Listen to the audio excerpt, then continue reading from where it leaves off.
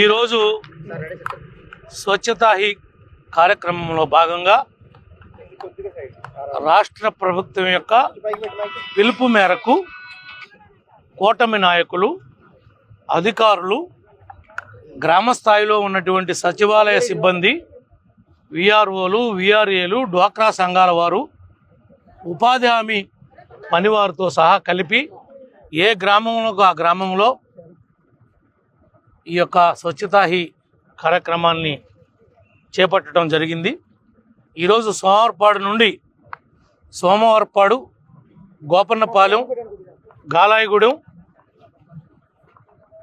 గంగన్నగూడెం, 7వ మైలు, జోగన్నపాలెం, మొండూరు, చక్రాయగూడెం, వేగివాడ, తాళ్లగవకారం వరకు ఈ యొక్క జంగారెడ్డిగూడెం వెళ్ళేటువంటి ప్రధాన రహదారి రోడ్డుకి ఇరువైపులా ఉన్నటువంటి గార్బేజ్ అంతా కూడా కలెక్షన్ చేయడం ప్రారంభించాం.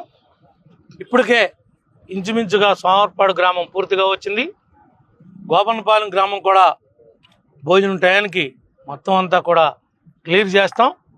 ఎక్కడా కూడా ఈ నియోజకవర్గంలో గార్బేజ్ అనేది సందుల్లో కొందుల్లో కూడా రాబోయే రోజుల్లో ఎక్కడ ప్లాస్టిక్ వేస్ట్ అని కానీ, పిచ్చి మొక్కలు కానీ, నిరుపయోగంగా పడున్నటువంటి పాత సామానం కానీ ఎక్కడా రోడ్డు పక్కల లేకుండా చేయడం అనేది గవర్నమెంట్ యొక్క పిలుపు మేరకు దీన్ని పూర్తి స్థాయిలో ఒక ఆదర్శవంతమైనటువంటి నియోజకవర్గంగా మరి దీన్ని తీర్చిదిద్దడంలో మా నాయకులు, కార్యకర్తలు, అధికారులు అందరూ కూడా తహసీల్దార్ దగ్గర నుండి ప్రతి వారు కూడా ఇవాళ చెత్త ఏరారు.